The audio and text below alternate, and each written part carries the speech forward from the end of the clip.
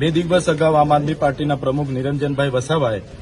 રાજપીપળામાં ખુલ્લેઆમ દારૂ અને ડ્રગ વેચાય છે એવી એમણે મીડિયામાં સ્ટેટમેન્ટ આપ્યું હતું, જેના કારણે બુટલેગરો ઉશ્કેરાઈ જઈને કેટલાક રાજકીય નેતાઓના ઇશારે એમણે આજે ભર બજારમાં નિરંજનભાઈની ગાડી રોકીને એમના પર જીવલેણ હુમલો કર્યો હતો અને એ હુમલામાં નિરંજનભાઈ જેમ કેમ બચી ગયા અને પોલીસ સ્ટેશને પહોંચીને એમણે ફરિયાદ નોંધાવી છે। ત્યારે આજે બુટલેગરોની જે દાદાગીરી છે અને ડ્રગ પેડલરોની જે દાદાગીરી છે કે એક જિલ્લા પ્રમુખ પણ આજે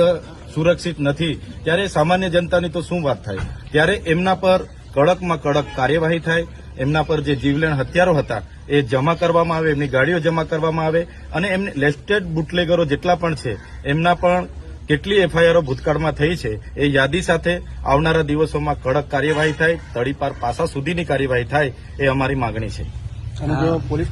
કાર્યવાહી કરવામાં કોઈ ઢીલાસો અપનાવશે તો આમ આદમી પાર્ટીનું શું કહેતો છે? અહીંના પીઆઈ જે તપાસ અધિકારી છે એમણે કીધું છે 24 કલાકની અંદર એમની ધરપકડ પણ કરીશું, એમના તમામ હથિયારો જપ્ત કરીશું, એમની ગાડીઓ પણ જપ્ત કરીશું અને એમની દરખાસ્ત પણ આવનારા દિવસોમાં અમે કલેક્ટરશ્રીને મોકલીશું। જો આમ નહીં થશે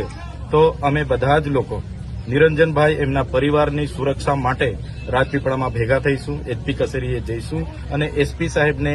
વિનંતી કરીને એમના પર કડકમાં કડક કાયદેસરની કાર્યવાહી થાય।